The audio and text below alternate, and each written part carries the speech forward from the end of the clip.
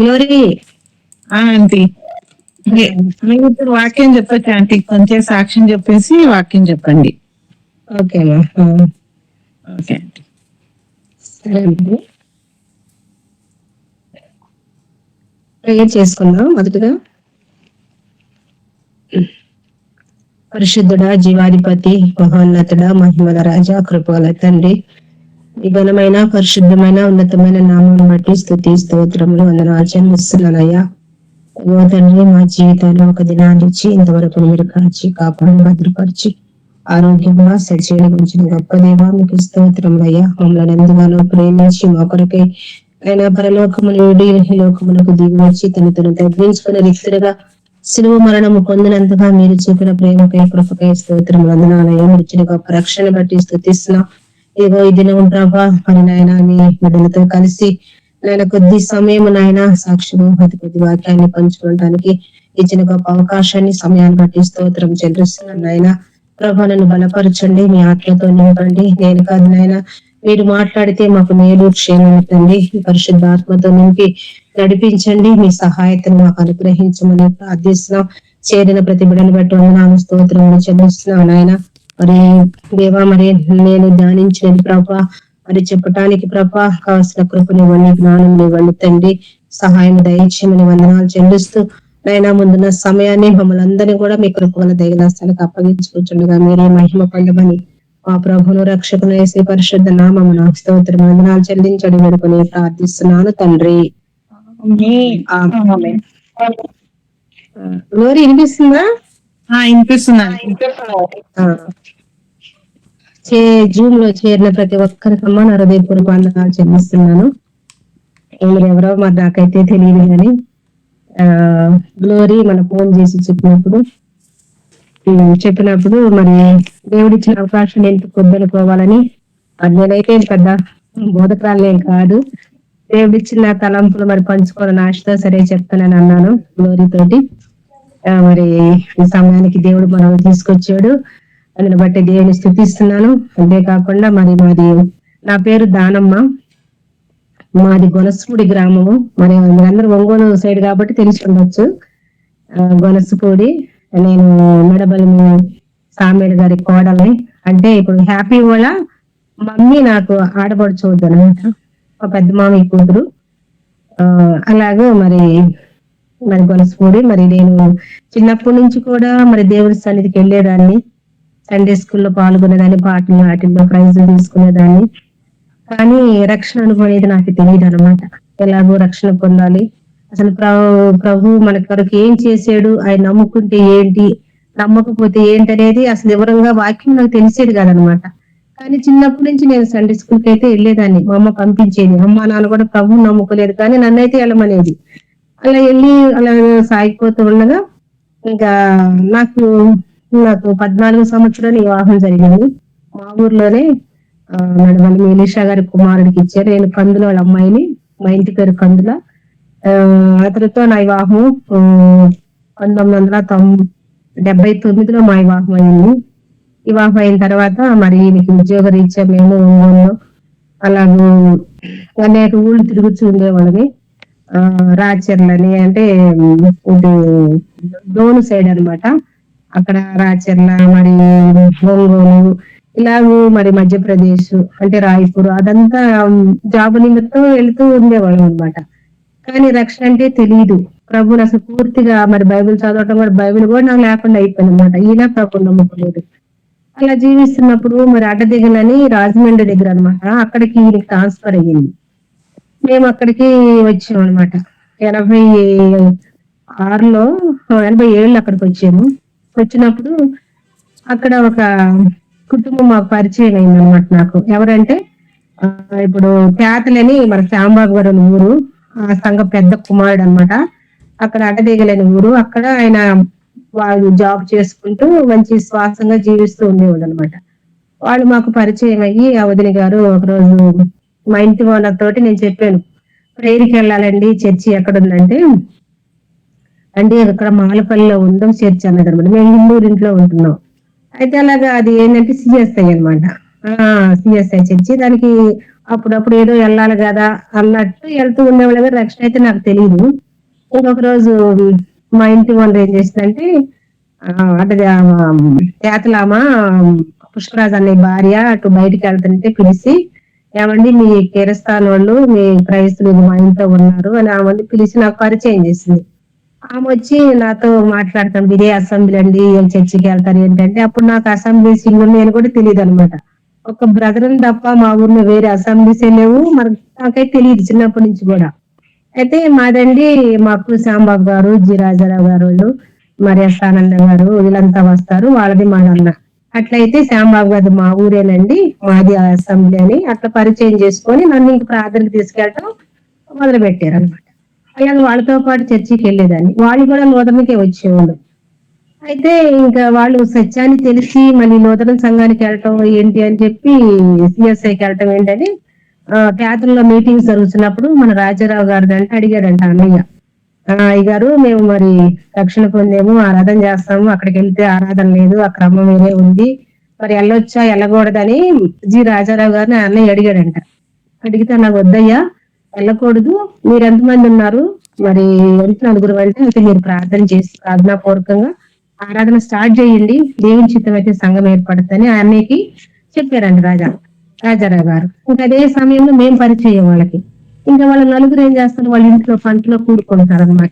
కూడుకుంటే ఇక నన్ను కూడా వాళ్ళు ఏంటంటే నెంబర్స్ ని ఆ సమకూర్చుకోవాలి కదా అన్నట్టు ఇక నన్ను విడిచిపెట్టకుండా ఇక నాతో నీకు రావటము, రండి పిలవటము.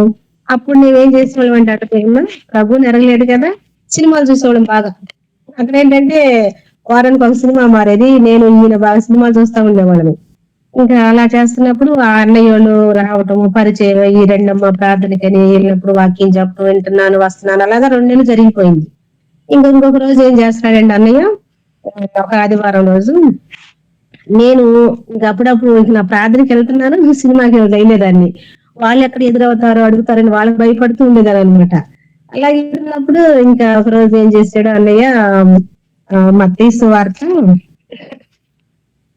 సువార్తని 7వ అధ్యాయము 7వ వచనంలో మాట చదువుకున్నాము.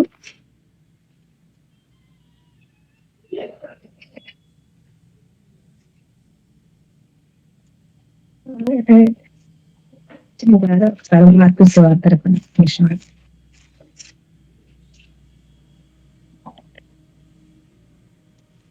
మార్కు సువార్త 7వ అధ్యాయము 6వ వచనం నుంచి ఈ వాక్యాన్ని చదివి సువార్త చెప్తున్నాడు అనమాట అన్నయ్య. సువార్త చెప్తూ, మరి మీరు రోజు మరి ప్రతి ఆదివారం మందిరానికి వస్తున్నారేమో, మరి కానుకలు ఇస్తున్నారేమో, మరి మీ జీవితం ఎలా ఉంది, మీ జీవితాలు మారినయా, మరి మారకపోతే మరి నరకం ఉంది సుమా. మరి చాలా మంది ఆదివారం ఉదయం ప్రార్థనకు వస్తారు, సాయంత్రం సినిమాకి వెళ్తారు అని ఇలాగ వాక్యం చెబుతూ, ఇది ఇక్కడ చూద్దాం చదువుతాను చూడండి. మార్కు సువార్త 7వ అధ్యాయం 6వ వచనంలో, అందుకే ఆయన వారితో ఇలాగ చెప్పాను, ఈ ప్రజలు పెదవులతో నన్ను గణపరుస్తున్నారు గాని వారి హృదయం నాకు దూరముగా ఉన్నది అని ఈ వాక్యాన్ని చదివి చెప్తున్నాడు అనమాట అన్నయ్య. చెప్తున్నప్పుడు అప్పుడు అనిపించింది, దేవుడు నాతో మాట్లాడాడు. నేను అవును ప్రభా, నేను అదే స్థితిలో ఉన్నానయ్యా, నేను నా హృదయాన్ని ఇవ్వలేదు, పెదవులతోనే నేను గణపరుస్తున్నాను, మరి నేను అటు ఇటుగా ఉన్నాను, సంపూర్తిగా నేను నమ్ముకోలేదు, మరి నేను సినిమాలు చూస్తున్నాను మరి అని అన్న భయం నాలో కలిగింది అనమాట. ఇంకా అన్ని ఎలాగైతే నువ్వు ఎన్ని సంవత్సరాలు వచ్చినా, ఎంతకాలం వచ్చినా, కానుకలు ఇచ్చినా వ్యర్థమే, నువ్వు మరి నిత్య నరకం ఉంది, నరకంలో మరి వేగాలు అగ్నిగుండం ఇలాగా భయంకరంగా ఆ స్వార్థ చెప్తున్నాడు అన్నయ్య చెప్తున్నప్పుడు ఇక నాకు మనసులో కలిగింది, అవును ప్రభా, ఆ మనిషిని నేనేనయ్యా, మరి నేను పెదవులతోనే గనపరుస్తున్నానయ్యా నిన్ను, మరి నా హృదయం అయితే నీకు ఇవ్వలేదు, మరి లోకంలో జీవిస్తున్నానని చెప్పి ఆ రోజు ఇంక అన్నయ్య వాక్యం అయిపోయిన తర్వాత ఇంకెవరన్నా ప్రభు నమ్ముకునే వాళ్ళైతే మరి నేను ఒప్పిస్తాను, మీ పాపాలని మీకు కొన్ని వాక్యాలు చూపిస్తాను, మరి నమ్ముకునే పని అయితే మరి చెప్పండి ముందుకు రండి అని. అప్పుడు ఎంతో మంది కూడా 5-6 కూడుకుంటూ ఉన్నాం అనమాట అక్కడ. ఇంకా అలాగుంటున్నప్పుడు ఇంకా నేను ఒప్పుకుంటానని చెప్పి అన్నయ్య పేరు పుష్పరాజు, తేతలు అనమాట వాళ్ళది, సంఘ పెద్ద కుమారుడు. ఇంకా అప్పుడు నేను ప్రభు నా దినాన్ని నేను మరి నా పాపాలు నేను తీర్మానం చేసుకున్నాను. ఇంకా ఆ దినాన్ని నుంచి నేను ఇంక వాళ్ళతో సహవాసం చేస్తూ వాళ్ళకి నన్ను విడిచిపెట్టకుండా నా దగ్గరికి రావటం, మన వాక్యాలు చూపించటము, వాక్యాలు నేర్పించటము, ప్రార్థన చేయమనే వాళ్ళు నాకు ప్రార్థన రాదండి చేయనంటే, లేదమ్మా చెయ్యి, చిన్న చిన్న పిల్లలు చేసిన మాటలు మనం ఎలాగ వచ్చులు పడతామో దేవుడు వచ్చి దాని ప్రార్థన ఆలకిస్తాడు చేయమని వాళ్ళు నాకు ఎంతో మరి మరి ప్రోత్సహించి నాకు ప్రార్థన నేర్పించారు. వాక్యాలు మరి ప్రతి విషయానికి నాకు బైబిల్లో వాక్యాలు చూపించి ఎంతగానో నన్ను మరి వారు బలపరిచారు. ఆ తర్వాత 3 నెలలు 2 నెలలు అయిన తర్వాత మరి తేతలి తీసుకెళ్లి మరి నాకు ఇంకొక బ్రదర్ కి ఇద్దరు నమ్ముకున్నాము. మా ఇద్దరిని తేతలి తీసుకెళ్లి తేతల్లో మరి శ్యాంబాబు అనే వాళ్ళ నాన్నగారు లోకా గారు నాకు ఆయన బాప్తీసం ఇచ్చారు. అప్పుడు నేను మరి 91లో ప్రభువుని నమ్ముకొని మరి బాప్తీసం తీసుకున్నాను. అప్పటి నుంచి మరి దేవుని మహాకృప వలన నేను దేవుల్లో మరి కొనసాగిపోతున్నాను. తర్వాత నా భర్త కూడా రక్షణ లేదు, ఆయనకి అన్ని అలవాట్లు ఉన్నాయి. నేను నమ్మిన తర్వాత ఇంకా ఎక్కువ త్రాగటం వల్ల చేసేవారు. ఇంకా ఆ సంఘంలో పుష్కరాండయ్య అని ఇంకొక సిస్టర్ ముగ్గురు కలిసి మేము చాలా ప్రార్థన చేసేవారు ఆయన కోసం. మరి కన్నీటితో మొరపెట్టుకొనగా ప్రభు మరి ఆయన కూడా మరి 2 సంవత్సరాల తర్వాత మార్చాడు. నాకు 2 బిడ్డలు, నాకు కుమారుడు ఒక కుమార్తె. మరి బాబు మాతోనే ఉంటాడు, వివాహం అయ్యింది. ఆయనకి 2 పాపలను ఇచ్చాడు దేవుడు. తర్వాత పాపకు కూడా వివాహం అయింది, వాళ్ళు అమెరికాలో ఉంటారు. అమ్మాయికి కూడా 2 పాపలే, వాళ్ళు కూడా మరి అదే గ్లోరీ తోడుకోళ్ళు అనమాట. మా పాప గ్లోరీ వాళ్ళ తోడుకోడలు, ఇంకా ఆమెకి 2 పాపలు. ఇలాగూ మరి అప్పటి నుంచి నేను దేవుణ్ణి కొనసాగిపోతున్నాను. మరి మేము అక్కడి నుంచి ట్రాన్స్ఫర్ అయిపోయి హైదరాబాద్ వచ్చాము. హైదరాబాద్ వచ్చిన తర్వాత ఇక్కడ సంఘంలో కొనసాగుతూ మరి ఈయన కూడా నమ్మకంగా ఉన్నప్పుడు మరి సంఘంలో ఒక బాధ్యత వ్యక్తిగా మరి దేవుడు ఏర్పాటు చేస్తున్నాడు. సంఘ పెద్దగా ఇప్పుడు పనిచేస్తున్నారు ఇక్కడ. మరి మేము కూడా ఇక్కడ మరి హైదరాబాద్ లో మరి ఇక్కడ స్థిరపడిపోయాము, ఇల్లు కట్టుకున్నాము మహాదేవుని కృపను బట్టి. మరి ఇక్కడ ఇలాగ మేము ఇలా కొనసాగుతున్నాం దేవుల్లో. ఎప్పుడన్నా మా సంఘంలో ఇలాగ వాక్యం కొద్దిగా వాక్యం పంచుకుంటూ ఉంటాను. కాబట్టి మరి ఇది నా సాక్ష్యం. మీ అందరికీ నా వందనాలు. కొద్దిగా వాక్యాన్ని మనం పంచుకున్నాం, అరగంటగానే 20 నిమిషాలు. 2వ రాజుల గ్రంథము 5వ అధ్యాయము 1 నుంచి కొన్ని వచనాలు చదువుకుందాం. రాజులు 2వ గ్రంథము 5వ అధ్యాయం నుంచి కొన్ని వచనాలు. సిరియా రాజు సైన్యాధిపతి అయిన నయమాను ఒకడుండెను. అతని చేత యెహోవాయే శ్రీదేశములకు జయము కలుగు చేసిండెను కనుక అతడు తన యజమాని దృష్టికి గరుడై దయ పొందిన వాడైను. అతడు మహాపరాక్రమశాలి అయినను, కానీ అతడు కుష్ఠరోగి. సిరియానులు గుంపులుగా బయలుదేరి ఇశ్రాయేలు దేశం మీదకి పోయింది. వారచ్చటి నుండి ఒక చిన్నదాన్ని చెలుకొని తేగా అది నయమాను భార్యకు పరిచారము చేయించుండెను. అది షోమ్రోనులోనున్న ప్రవక్త దగ్గర నా ఏలినవాడు ఉండవాలని నేను ఎంతో కోరుచున్నాను. అతడు నా ఏలిన వానికి కలిగిన కుష్ఠరోగం బాగు చేయనని తన యజమానురాలితో అనెను. మరి చదువుకున్న అధ్యాయంలో వచనాలను బట్టి మరి కొద్ది సమయం మన దేవుని వాక్యాన్ని ధ్యానించుకున్నాము. అవసరాన్ని బట్టి అక్కడక్కడ వచనాలు కూడా చూసుకున్నాము. ఇక్కడ చూసినట్లయితే సిరియా రాజు మరి రాజుకు సైన్యాధిపతి అయిన మరి నయమాను ఉన్నట్లుగా మనం చూస్తున్నాం అనమాట. ఇక్కడ సైన్యాధిపతి అనగా మరి అతని కింద 100 మంది సైనికులు ఉంటారంట. 100 మందికి అధిపతి అయినటువంటి ఈ నయమాను తన కింద మరి 100 మంది సైనికులు ఉంటారంట. అలాంటి మరి నయమాను ఇక్కడ చూస్తున్నాం. అతడు మరి ఎలాంటి వాడంట? పరాక్రమశాలిగా చూస్తున్నాం, గనుడుగా దయ పొందిన వాడుగా చూస్తున్నాం. అతని ద్వారా దేవుడు ఏం కలుగు చేశాడంట దేశానికి? అతని చేత యెహోవాయే సిరియా దేశమునకు జయము కలుగు చేసినని చూస్తున్నాం. నయమాను ద్వారా ఏం చేశాడు? ప్రభు యెహోవా దేవుడు ఆ దేశానికి జయాన్ని కలుగు చేశాడు అన్నమాట. మరి ఏదన్నా మరి ఒక మేలు జరిగినప్పుడు మనం అనుకుంటాం కదా, ఇది నా ద్వారా జరిగింది, నేను జరిగించాను, నాది, నా గొప్పతనం మనం చెప్పుకుంటాం. కానీ ఇది యెహోవాయే కలుగు చేసిన చూస్తున్నాం. యెహోవాయే ఏది చేసినా కూడా యెహోవాయే మన జీవితాల్లో కూడా మరి మేలైన కీడైన మరి ప్రభు ఆయన ముందుండి మరి ప్రతి విషయంలో మనకి జయాన్ని కలుగు చేసేవాడు అనమాట మన ప్రభు. అలాగే ఇక్కడ నయమాను ద్వారా దేశానికి జయము కలుగు చేసినని చూస్తున్నాం అనమాట. అలాంటప్పుడు మరి నయమాను తన యజమాను దృష్టికి ఎలా ఉన్నాడంట? తన యజమాను దృష్టికి గనుడై దయ పొందిన వాడుగా చూస్తున్నాం అనమాట. మరి అలాంటి మరి పరాక్రమశాలి అయిన నయమాను మరి తన యజమాను దృష్టికి ఎలా ఉన్నాడంట? గనుడై ఉన్నాడంట. అంతేకాకుండా దయ పొందిన వాడుగా చూస్తున్నాం. ఎందుకంటే ఆ దేశానికి తన ద్వారా జయము కలిగింది కాబట్టి మరి అతను మరి గనపరుస్తున్నాడు. దయ పొందిన వాడుగా చూస్తున్నాం అనమాట. దయనగా మనం చూసినట్టయితే మనం లేఖనాల్లో ఒక స్త్రీని చూస్తాం కదా, దయ పొందిన స్త్రీని. ఎవరమ్మా దయ పొందిన స్త్రీని చూస్తాం మనం లేఖనాల్లో? ఎస్తేరు. ఎస్తేరు ఎస్తేరు ఎస్తేరు గ్రంథం చూద్దాం చూడండి. ఎస్తేరు గ్రంథం 2వ అధ్యాయంలో, ఎస్తేరు గ్రంథం 2వ అధ్యాయంలో చూస్తాము. ఇక్కడ 9వ వచనంలో, ఆ చిన్నది అతని దృష్టికి ఇంపైనది కనుక ఆమె అతని వలన దయ పొందెను అని చూస్తున్నాం అనమాట. మరి ఎస్తేరు కూడా మరి ఇక్కడ చూసినట్టయితే మరి అనాదిగా చూస్తాము. మరి తల్లిదండ్రులు లేనిదిగా మరి తన చిన్నాన్న దగ్గర పెరిగినటువంటి ఎస్తేరుగా మనం ఇక్కడ చూస్తాము. ఈ చిన్నదంట మరి అతని దృష్టి ఎలా ఉన్నది? ఎవరంటే అతను హేగే. హేగే అనగా మరి ఆయన నపుంసకుడు. ఆయన స్త్రీలను అందరిని కూడా కాయటానికి ఏర్పాటు చేసుకున్న హేగే. ఈ హేగే దృష్టికి ఆమె ఎలా ఉందంట? ఇంపైనదిగా ఉందంట. అంతేకాకుండా దయ పొందినగా మనం చూస్తున్నాం అనమాట.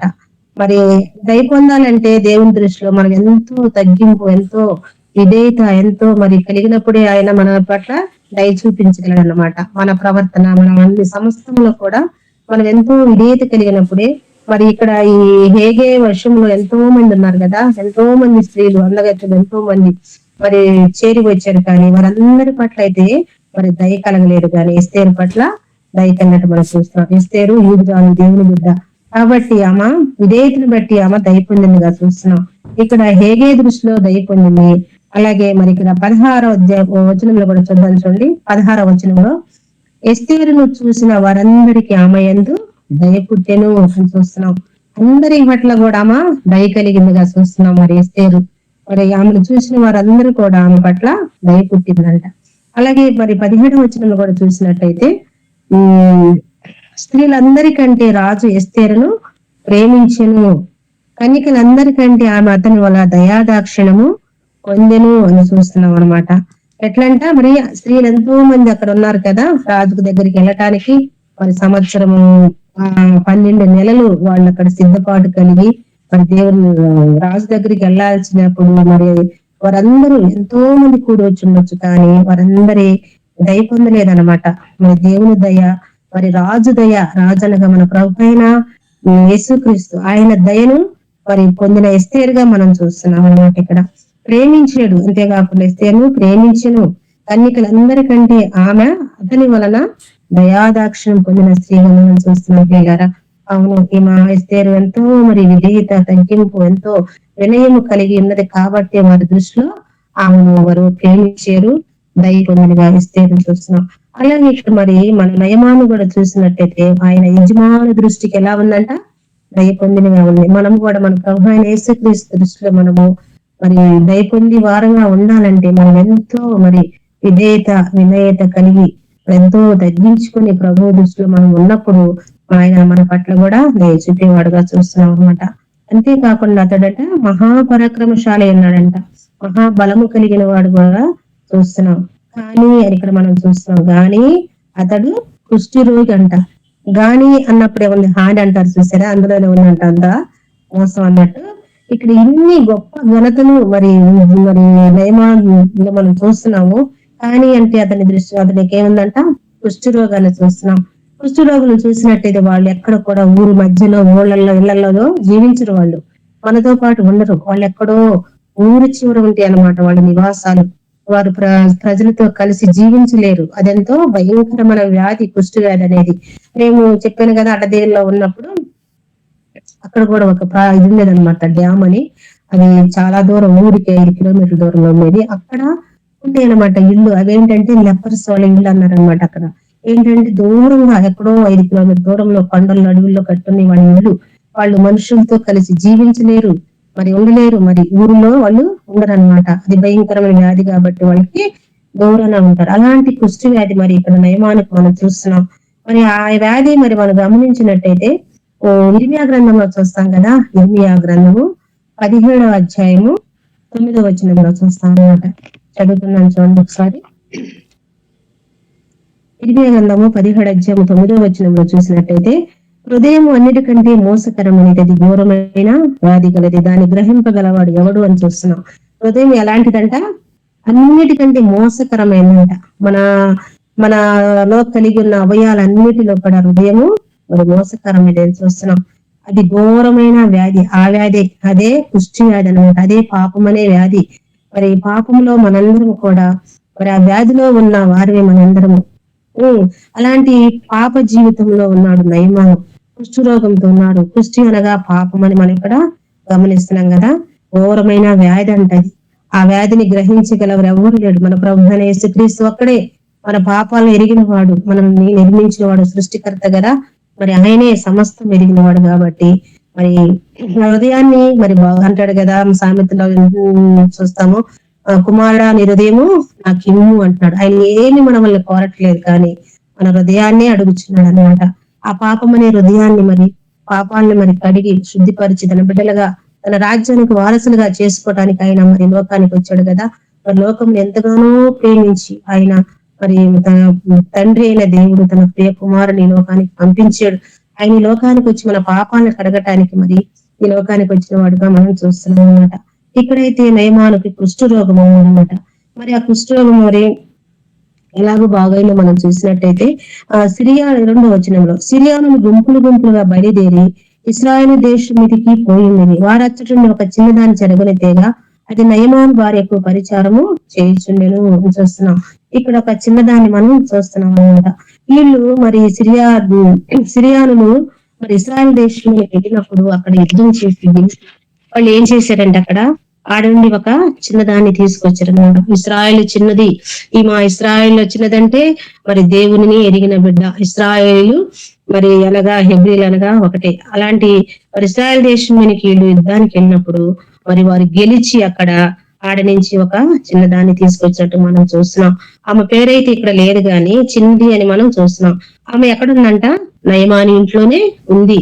ఒక నయమాని భార్యకు పరిచారం చేస్తుంది అనమాట. మరి ఆమె చూడండి మరి దేశం కాని దేశం వచ్చింది. మరి అక్కడ ఎవ్వరు లేరు, తనంటూ వారు లేరు, తల్లిదండ్రులు లేరు. మరి ఒంటరిగా మరి ఇంట్లో పని చేస్తూ ఒక పని మనిషిగా ఒక చిన్నదానిగా దిక్కులేని దానిగా మనం ఆ చిన్నదాన్ని చూడగలుగుతాం కదా. అంతే కదా, ఎవ్వరు లేరు కదా. ఆమెని తీసుకొచ్చారు యెరూషలేము నుంచి, ఆమెని ఇశ్రాయేల్ దేశం నుంచి ఆమె తీసుకొచ్చారు కాబట్టి ఎవ్వరు లేరు. అయినా కానీ ఆమె మరి ఇశ్రాయేల్ చిన్నది కాబట్టి ఆమె ప్రభువుని ఎరిగినది. ఆమె మరి ఎంతో ధైర్యంగా మరి అక్కడ ఏం చెప్తుందంటే తన నయమాను భార్యకు పరిచారం చేస్తుంది అనమాట. ఇంట్లో పని మనిషిగా ఉంది. వాళ్ళు ఏది చెప్తే ఆ పని చేయాలా. మరి భార్యకి పరిచారం అంటే మరి ఆమెకి మరి మరి కాళ్ళు ఒత్తుతుందో, ఆమెకు కావాల్సిన ఇస్తుందో, స్నానానికి మరి భోజనానికి అన్నిటికీ ఆమె ఏది చెప్తే అది చెయ్యాలి కదా. అలా చేసే చిన్నదనమాట. మరి ఆ మాట ఎవరైనా వినగలరా? ఒక పని మనిషి మాట మనం వింటామా? వినం కదా. వాళ్ళు ఎంతో హీనంగా చూస్తూ ఉంటారు పని వారిని. అలా కానీ ఇక్కడ మనం చూసినట్టయితే ఆ చిన్నది ఇక్కడ ఏం చేస్తుందంటే 3వ వచనంలో చూద్దాం చూడండి. అది షోమ్రోనులోనున్న ప్రవక్త దగ్గర నా ఏలిని వాడు ఉండవలని కోరుచున్నాను అంటుంది. ఏం చెప్తుందమ్మా? మరి ప్రవక్త ఉన్నాడు షోమ్రోనులో, ఒక ప్రవక్త ఉన్నాడు. ఆయనే మన ప్రభు అయిన యేసుక్రీస్తుగా పోల్చినట్టయితే గొప్ప దేవుడు, రక్షకుడు, పాపాలను క్షమించేవాడు. మరి అక్కడ ఉన్నాడమ్మ పలాని సాటు ఉన్నాడు. మరి అక్కడ నా ఏలిని వాడు ఉండవాలని నేను ఎంతో కోరుచున్నాను. చూసావా ఎలా అంటుందో? నయమాన్యమని పిలుస్తుంది నా ఏలిన వాడు. ఎంతగా ఆమె నీతిగా ఆమె మాటలంతో మరి వారికి ఎంతో ఇనసొంపుగా ఉన్నాయి అన్నమాట. తన భార్యకి నయమాను భార్యతో చెప్తుంది ఈ చిన్నది. షోమ్రోనులో ప్రవక్త దగ్గర నా ఏలిన వాడు ఉండవాలని ఎంతో కోరుచున్నాను అంటుంది.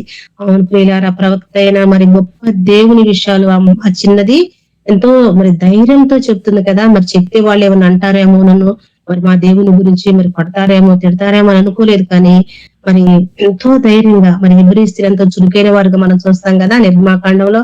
అలాగే మరి ఎంతో ధైర్యము ఎలాగంటే ఎవరంటే ధైర్యంగా ఉండేది. మనం సామెతలు గ్రంథము 28 మొదటి వచనంలో చూసినట్టయితే నీతిమంతులు సింహమోలే ధైర్యముగా ఉంటారని చూస్తున్నాం కదా. మరి ఈ చిన్నది కూడా అంత ధైర్యంగా గొప్ప దేవుని ఎరిగి ఉంది. ఎవరికి భయపట్ల ఆమె దేవునికే భయపడి మరి దేవుని మాటలు చెప్పాలని ఎంతో ఆశ ఈ చిన్నదానికి. చూసారా మరి మనకున్న అలాంటి ఆశ, మనం నమ్ముకున్నాం మరి ఎన్నో సంవత్సరాలు. మరి కానీ మనం ఎవరికి కూడా దేవుని వాక్యాన్ని చెప్పలేకపోతున్నాం కదా. మరి చిన్నదేట ఎంతో ధైర్యంగా గొప్ప దేవుని గురించి అక్కడ వివరిస్తుంది. ఎలీషాని గురించి చెప్తుంది. అయ్యా నా ఏలిన వాడు మరి అక్కడ ఉండాలని కోరుచున్నానయ్యా అని మరి నయమాను భార్యకు చెప్పింది. అంతేకాకుండా చూసినట్టయితే అతడు నా ఏలిన వానికి కలిగిన కుష్ఠరోగము బాగు చేయనని తన యజమానురాలితో అనెను. ఆయనకున్న కుష్ఠరోగాన్ని పోతదయ్యా, ఆయన బాగు చేస్తాడు, ఆయన తప్ప మరి ఎవరు చేయరు. సోమరంలో ఉన్నాడు. మరి అయ్యగారికి ఉంది కదా కుష్ఠరోగం. మరి కుష్ఠరోగం అనేది ఏ మెడిసిన్ ద్వారా కూడా తగ్గదు అది కదా. మనం చూస్తున్నాం కదా చాలా మందికి, మరి కొంతమందికి ఉన్నప్పుడు ఇప్పుడైతే ఎక్కువ వాళ్ళు కుష్ఠరోగానికి మందులే లేవు అనమాట. కాబట్టి ఆ వ్యాధి ఎవరి ద్వారా మరి నయము కాదు. అలాంటిది మన మరి ప్రభు అయిన యేసుక్రీస్తే మరి మన పాపాలను క్షమించడానికి ఈ లోకానికి వచ్చాడు. ఆయన ద్వారా తప్ప మరి ఎవరి ద్వారా కూడా పాపాలు క్షమాపణ అనేది లేదు ప్రియులారా. మనందరం కూడా మన ప్రభు అయిన యేసుక్రీస్తు నామంలో మనందరం కూడా మన పాపాలను ఒప్పుకొని మనం జీవిస్తున్న వారమే. అలాగే మరి చిన్నది చేస్తున్న చిన్న పరిచర్య మరి ఎంతో గొప్పది కదా. మరి ఎక్కడికి వెళ్ళలేదు, ఇంట్లోనే ఉండి తన యజమానుడి గురించి మరి మరి తన భార్యకు చెప్తుంది అనమాట. నయమాను భార్యకు, అమ్మా నా ఏలినవాడు అక్కడ ఉంటే బాగుపడతాడమ్మా, ఆయనకున్న కుష్ఠరోగము ఆయనే తీసేస్తాడమ్మా, ఎవ్వరు కాదని చెప్పినప్పుడు వారు ఆ మాట తోసివేయలేదు. కానీ మరి ప్రభు చిత్తములో మరి అలా జరగాలైంది కాబట్టి ఆమె మాట ఈ మాట ఎవరంటారు చెప్తుంది అనుకోలేదు. కానీ వాళ్ళు మరి అప్పుడు తన భార్య ఏం చేసింది, నయమానికి చెప్పింది. అయ్యా ఇలాగంట శోమ్రంలో ప్రవక్త ఉన్నాడంట, మరి అక్కడికి వెళ్తే బాగవుతుందని మరి చిన్న చెప్తుంది అన్నప్పుడు మరి నయమాను ఏం చేస్తాడంటే రాజు దగ్గరికి వెళ్తాడనమాట. రాజు దగ్గరికి వెళ్ళి చిన్నది చెప్పిన మాటలు మరి భర్తకు తెలియజేసింది. 5వ వచనంలో చూసినట్టయితే, సిరియా రాజు నేను ఇశ్రాయేలు రాజులకు దూత చేత పత్రిక పంపించదను అని ఆజ్ఞ ఇచ్చాడు. ఆ వెళ్ళి సిరియా రాజు చెప్పినప్పుడు ఆ రాజు ఏమంటున్నాడంటే నయమానుతో, నేను ఒక లెటర్ రాస్తాను, లెటర్ రాసి పంపిస్తాను దూత ద్వారా, మరి నువ్వు కొంత కానుక తీసుకొని ఎళ్ళు అని ఆ పత్రికను దూత ద్వారా పంపిస్తాడు అనమాట. పంపించినప్పుడు ఆ పత్రికలు ఏమని రాసిందంటే 6వ వచనంలో ఇక్కడ కొంత కానుక కూడా తీసుకుని వెళుచున్నాడు అనమాట నయమాను. ఏంటంటే మరి 20 మణుగుల ఎండియు 1,20,000 రూపాయల బంగారమును 10 దుస్తులు బట్టలను తీసుకొని పోయి ఇశ్రాయేల్ రాజునకు పత్రిక అప్పగించాడు. ఆ పత్రిక తీసుకొని మరి ఇశ్రాయేల్ రాజు దగ్గరకు మరి సిరియా రాజు మరి పంపించాడు అనమాట. కానుకలు ఇచ్చి పత్రిక రాసిచ్చి పంపించాడు. ఆ పత్రికలో ఏం రాసిందంటే మనం చూసినట్టయితే 6వ వచనంలో ఆ పత్రికలో ఉన్న సంగతి ఏదనగా, నా సేవకుడైన నయమాను కలిగిన కుష్ఠరోగం నేను బాగు చేయవలనే ఈ పత్రిక అతని చేత నీకు పంపి ఉన్నాను అంటున్నాడు. ఇప్పుడు రాజు రాశాడు అనమాట, ఒక లెటర్ రాసేసి ఆ లెటర్ ను మరి నయమాన్ మరి కుష్ఠరోగం ఉందయ్యా, నువ్వు అది బాగు చేయాలని పంపించినప్పుడు ఇశ్రాయేల్ రాజు ఏం చేస్తున్నాడంటే మరి ఇశ్రాయేల్ రాజుకే మరి ఆ దేశంలో ప్రవక్త ఉన్నట్టు తెలియదు. ఒక గొప్ప ప్రవక్త ఉన్నాడని, మరి ఆయన బాగు చేస్తాడని, ఆయన మరి దేవుని బిడ్డని ఆ రాజుకి తెలియదు అనమాట. తెలియక ఏం చేస్తాడంటే ఆ పత్రికను చదివి తన బట్టలు చింపుకొని, మరి నేనేమన్నా దేవుణ్ణ బ్రతికించడానికి బాగు చేయడానికి, నేను చూసేవా ఇతను నా మీద కలహాన్ని నేతి నాతో గొడవ పెట్టుకోవటానికి ఇలా ఆలోచిస్తున్నాడని మరి ఆ రాజు అంటున్నాడు అనమాట. కానీ మరి ఈయన అపార్థం చేసుకుంటున్నాడు అనమాట. అతను ఆ రాజు నా మీదకి మరి రావటానికి ఇలాగ ఆలోచించిన మరి నా దగ్గరికి మంత్రిని పంపించాడని. ఆ విషయం ఎలీషాకి తెలిసినప్పుడు ఎలీషా ఏమంటాడండి 8వ వచనంలో చూడండి, ఇశ్రాయేలు రాజు తన వస్త్రము చింపుకున్న సంగతి దైవజనుడైన ఎలీషాకు వినబడినప్పుడు అతడు, నీ వస్త్రములు నీవు ఎందుకు చింపుకుంటివి? ఇశ్రాయేలు ప్రవక్త ఇక్కడ ఉన్నాడని అతనికి తెలియబడినట్లు అతని నా యొద్దకు రమ్మని రాజునకు వర్తమానం చేశాడు అనమాట. ఎలీషా విన్నాడు, ఆ రాజు ఇశ్రాయేలు రాజు బట్టలు చింపుకున్నాడని తెలిసి, ఎందుకు నువ్వు చింపుకుంటున్నావయ్యా, మరి ఒక ప్రవక్త ఉన్నాడని తెలియదా నీకు? అతను నా యొద్దకు పంపించమన్నప్పుడు మరి నయమాను దగ్గరికి మరి గుర్రములతో రథములతో వచ్చి అన్నింటి ముందు నిలుచున్నాడు నయమాను. నిలుసొని మరి ఎలీషా ఏం చేశాడంటే మరి అతని దగ్గరికి రాలేదు, కానీ ఒక దూతను పంపించి నువ్వు వెళ్ళి యోర్దాను నదిలో 7 మార్లు స్నానము చేయమప్పుడు నీ ఒళ్ళు బాగవుతుందని ఒక దూత చేత పంపిస్తాడన్నమాట కబురు ఎలీషా. మరి ఆ మాటకి మరి నయమాన్ ఏమంటాడంటే కోపం తెచ్చుకొని మరి తిరిగిపోయి ఇట్లా నడేమని అతను నా యొద్దకు వచ్చి మరి నిలిచి తన దేవుడైన యెహోవా నామమును బట్టి తన చెయ్య రోగం ఉన్న స్థలం మీద ఆడించి కుష్ఠరోగం మానుకొని అనుకుంటాడు అనమాట. తన మాట చెప్పాడు. తను చెప్పిన మాటకి మరి నయమాన్ ఇష్టపడలేదు అనమాట. ఆయన ఏదో నా దగ్గరకు వచ్చి మరి నాకున్న కుష్ఠరోగం నా దగ్గర తన చెయ్యిని పెట్టి మరి తన నామమున నా దేవునికి ప్రార్థన చేస్తాడేమో అనుకున్నాను, కానీ మరి ఆయనే రాకుండా ఎలా చేశాడని తను కోపంతో మరి ఉన్నాడు అనమాట. ఎవరు? నయమాను కోపంతో ఉండి ఏమంటాడు? 11వ వచనం చూసినట్టయితే, అందుకు నయమాను కోపం తెచ్చుకొని తిరిగిపోయిట్లాడు. అతను నా ఎద్దకు వస్తాడని అనుకున్నాడు కానీ రాలేదు అని తన కోపం వచ్చి ఏం చేస్తాడు? దమస్కు 12వ వచనంలో, దమస్కు నదులైన ఆబానాయు పర్పారు ఇశ్రాయేలు దేశములోని నదులన్నిటికంటే శ్రేష్టమైనవి కావా, వాటిలో స్నానం చేసి శుద్ధినందన అని అనుకుని రౌద్రై తిరిగి వెళ్ళిపోయాడు అనమాట. ఆయనకి కోపం వచ్చింది, రౌద్రైపోయాడు అనమాట. అయ్యో నా దగ్గరికి రాలేదు, నన్ను చూడలేదు, చేయలేదు, మరి స్నానం చేయమంటున్నాడు, మరి స్నానం చేయటం నాకు తెలీదా?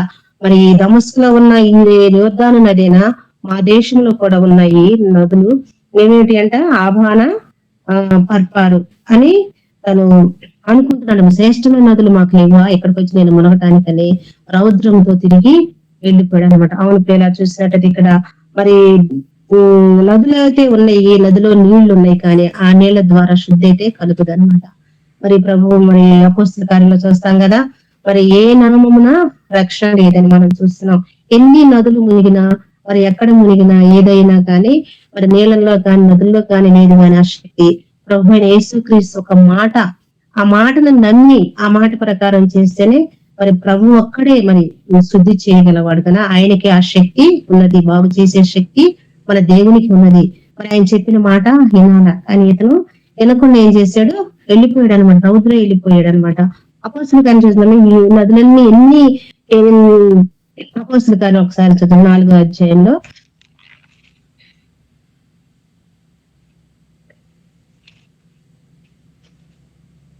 ఇప్పుడు అనేకమైన మరి నామాలు ఉన్నాయి కదా, అనేకమైన దేవుళ్ళు ఉన్నారు, దేవతలు ఉన్నారు, కానీ వారి ఊరి వల్ల కూడా ఇది కార్యము, పాపం అనే కార్యము తీసివేట మరి అసాధ్యము. కాబట్టి మరి ఈ నదులన్నిటి వల్ల కాదు, కానీ మరి ఇక్కడ 12వ వచనంలో మనం చూసి 4వ అధ్యాయం 12వ వచనంలో చూసినట్టయితే, ఈ నామమునే మనము రక్షణ పొందవలను, కానీ ఆకాశం కింద మనుషులు ఇయ్యబడిన మరి ఏ నామమున రక్షణ పొందలేము. అవును కదా. మరి ప్రభువైన యేసుక్రీస్తు నామమునే మనకి రక్షణ, పరలోక భాగం, నిత్యము, పాప క్షమాపణ. కాబట్టి ఎన్ని నామాలు ఎన్ని పెట్టుకున్నా, ఎన్ని నదులైనా, ఎక్కడికి వెళ్ళినా, ఏం చేసినా మరి ఏనా గాని రోగం అనేది బాగవదనమాట. కాబట్టి ఇతను గ్రహించలేకపోయాడు అనమాట. ఎలీషా మాట వినలేదు. విని ఉంటే అదంటాడు కదా, ప్రభు అంటాడు కదా, నా మాట విని నన్ను పంపిన వాని విశ్వాసం నుంచి వాడు నిత్యజీవం గలవాడని మరి యోహాను సువార్తలో చూస్తాం అనమాట. కానీ ఆయన మాట నమ్మక వెళ్ళిపోయినప్పుడు ఇక్కడ ఒక దాసుని చూస్తాను 13వ వచనంలో, అయితే అతని దాసులలో ఒకడు వచ్చి, నాయన ఆ ప్రవక్త ఏదైనా గొప్ప కార్యము చేయమని నియమించినట్ల నీవు చేయకుందువా? అయితే స్నానం చేయి శుద్ధుడు కమ్మున్న మాట దానికంటే మేలు కదా అని చెప్పాడు. అక్కడ ఒక చిన్నదాన్ని చూస్తున్నాం. ఆ చిన్నదాని మాట విని అక్కడి నుంచి ఇక్కడికి వచ్చారు. మరి ఎలీషా యొద్దకు వచ్చాడు, కానీ ఇక్కడ కూడా మాట వినకుండా రౌద్రంతో కోపం వెళ్ళిపోతున్నప్పుడు ఇక్కడ ఒక దాసుని ప్రభు ఉపయోగించుకున్నాడు అన్నమాట. ఈ దాసుని ద్వారా మరి నయమానుతో మరి మాట్లాడుచున్నాడు ప్రభు. ఇక్కడ కూడా ఒక చిన్న దాసుడే, ఒక పనివాడే.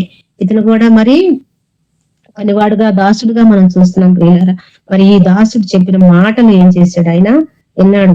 అయ్యా, మరి ఆ ప్రవక్త ఏదైనా ఒక గొప్ప కార్యం చేయమని చేయకుండా, నువ్వు చెప్పిన ఒక్క మాటే కదా, వెళ్ళి నదిలో మునగమన్నాడు కదా, అవి ఒక్కటి చేయరాదా, ఏమవుతుంది అన్నప్పుడు మరి ఆయన మాట, దాసుని మాట కూడా ఇక్కడ విన్నాడు నయమాను.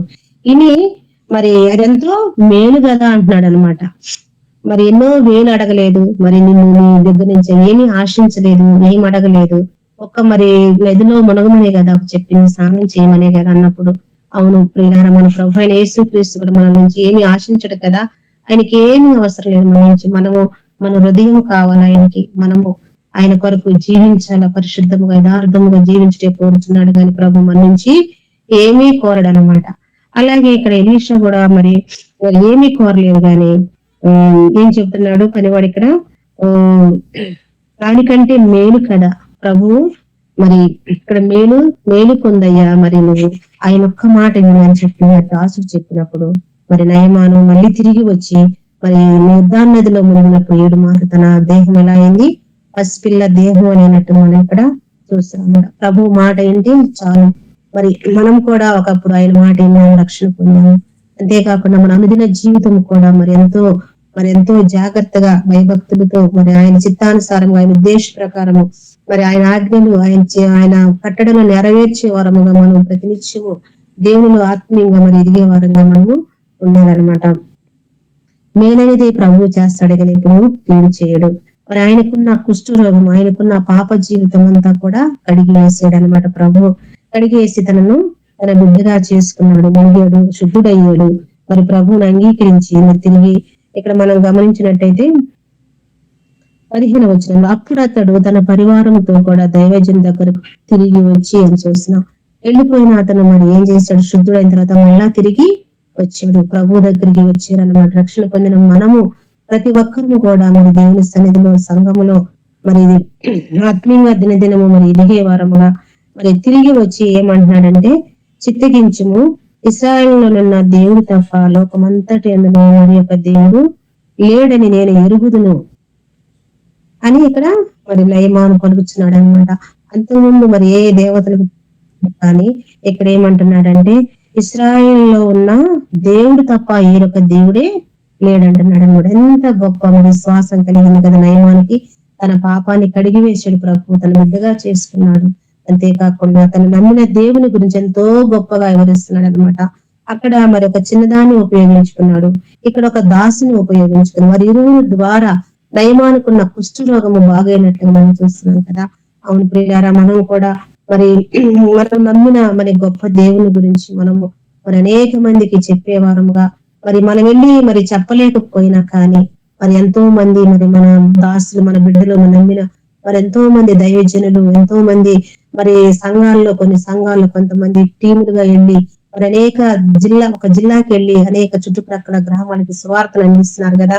మరి అందిస్తున్నప్పుడు మనము మరి వెళ్ళి వాళ్ళతో పాల్గొనకపోయినా మరి దానిలో భాగంగా మనం వారి కొరకు మరి అనుదినము ప్రార్థిస్తూ మరి మనకు చేత అయితే మరి దానికి మరి సహకరిస్తూ మరి ప్రార్థిస్తూ ఉంటే మరి దానిలో భాగము మనము కూడా పొందిన వారం అవుతాము. మనం చెప్పలేకపోయినా చెప్పుచున్న వారి కొరకు ప్రతినిత్యం మనం ప్రార్థన చేద్దాము. అంతేకాకుండా మనం ఎరిగిన గొప్ప దేవుని గురించి అనేక మందికి చెప్పేవారముగా మనము కూడా ఈ చిన్నదాని వల్లే, ఈ దాసుని వల్లే ప్రభు మరి అనేక మందికి సువార్తను చెప్పేవారము దేవుని కొరకు మనము మరి ప్రయాసపడదాము అన్నాము ఉన్నాము. మరి నియమాన్ని చివరికి ఇక్కడ కానుకలు అడిగాడు, తీసుకోమన్నాడు కానీ ఎలీషా అయితే కానుకలు నాకు వద్దు తీసుకున్నాడు. మన ప్రభు కూడా మన గురించి ఏమీ కోరడు ప్రియులారా. మన గురించి మనం మరి ఆయన కొరకు పరిశుద్ధముగా యథార్థముగా జీవించాలని మరి ఆయన కోరుచున్నాడు. కాబట్టి నయమాను వల్ల మరి ఏ దేవుడు నేడు ఏ నామమున రక్షణ లేదని మనం అనేక మందికి సాక్ష్యం చేయడం నయమాను వల్ల మరి జీవించడానికి మరి ప్రభు మనకు సహాయం దయచేయను.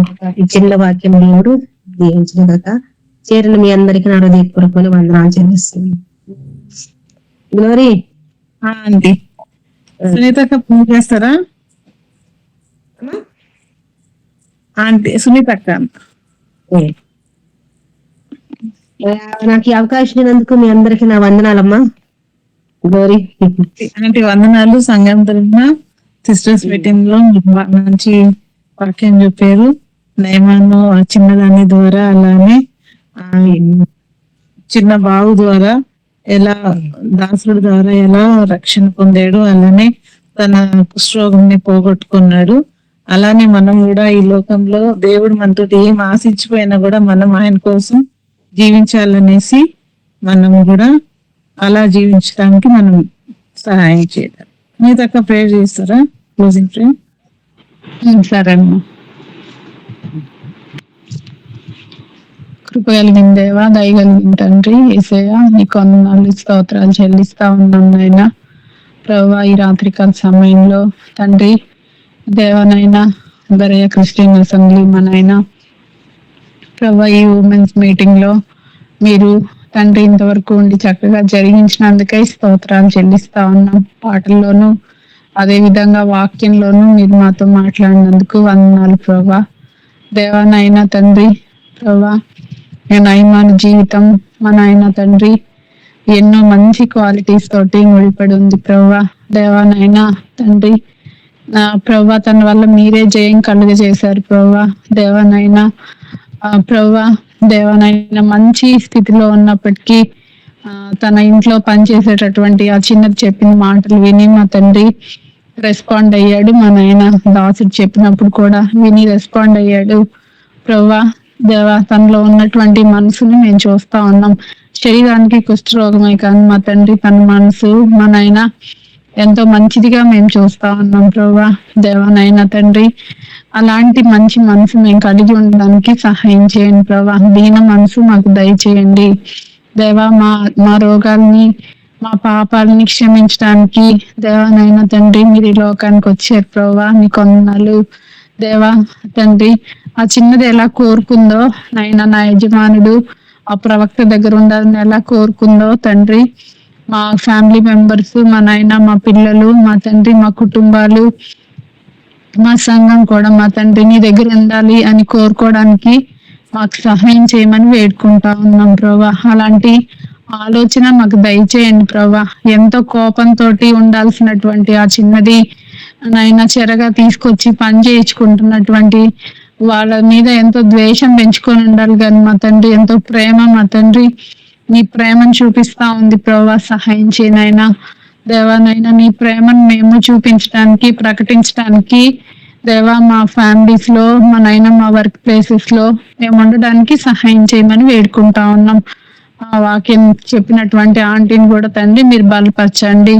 ముందున్న జీవితంలో ఇంకా నీ సాక్షిగా వాడుకోమని ప్రార్థిస్తూ ఉన్నాం. ప్రభా మా అందరి పట్ల మీకు ఉన్నటువంటి ఉద్దేశాలకై నీకు వందనాలు. మమ్మల్ని అందరిని రక్షించినందుకై స్తోత్రాలు. ప్రభా మేము కూడా మా తండ్రి అనేకులకి ప్రభా మిమ్మల్ని ప్రకటించడానికి, అనేకులకి మిమ్మల్ని చూపించడానికి, మీ ప్రేమను చూపించడానికి మా అందరికి సహాయం చేయండి. ప్రభా సంఘంలో ఉన్న ప్రతి అవసరతను మీరు తీర్చండి. ప్రతి కుటుంబాన్ని నేను నీ చేతులకి ఎత్తి పడతా ఉన్నాం. చిన్న బిడ్డల్ని నీ చేతుల్లో పెడతా ఉన్నాం. ప్రభా ఇంకా అభివృద్ధి పరచండి. మన ఆయన అనేకుల్ని ప్రభా తీసుకురండి. ప్రభా ప్రతి కుటుంబాన్ని కూడా నీ చేతులకు అప్పచెప్తా ఉన్నాం. ప్రభా రక్షణ లేని బిడ్డలకు రక్షణ దయచేయండి. రక్షించబడిన బిడ్డలు మా నాయన ప్రభా దినదినం మా నాయన ఇంకా ఉజ్జీవంగా నీలో ఉండడానికి సహాయం చేయమని వేడుకుంటా ఉన్నాం.